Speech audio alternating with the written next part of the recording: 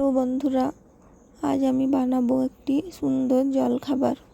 তার জন্য আমি নিয়ে নিয়েছি বাঁধাকপি, বিনস, ক্যাপসিকাম, বিট, গাজর, ধনেপাতা সব একসঙ্গে বাটির মধ্যে আমি দিয়ে দিচ্ছি।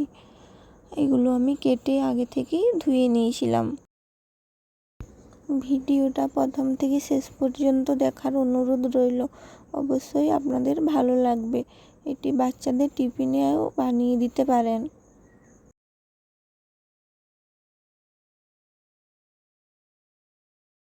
আমি সবজিগুলো সব দিয়ে দিয়েছি। এবার দিয়ে দেবো একটা কেটে রাখা পেঁয়াজ। এবার আমি দিয়ে দেবো রসুন কুচি, আদা কুচি। এখানে আপনারা আদা রসুন বাটাও দিতে পারেন, কিন্তু আমি এখানে আদা রসুন কুচি করে দিয়েছি।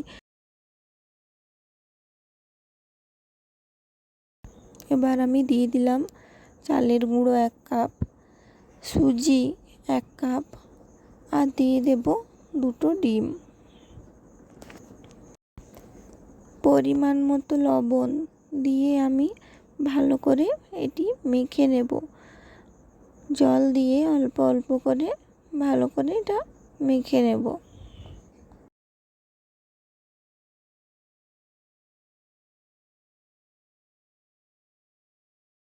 দেখুন আমার মাখা হয়ে গেছে। এবার আমি গ্যাসে একটি প্যান বসিয়ে দিয়েছি। ভালো করে তেল গরম করে নিয়েছিলাম।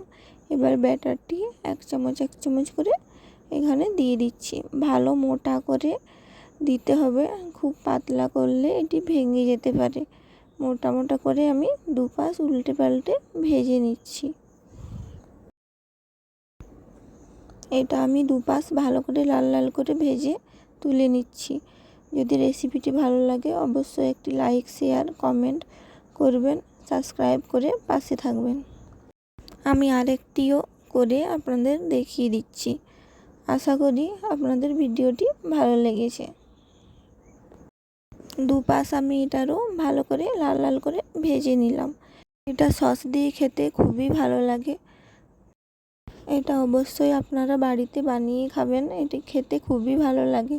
তো আজকের মতো টাটা। পুরো ভিডিওটি দেখার জন্য অনেক অনেক ধন্যবাদ।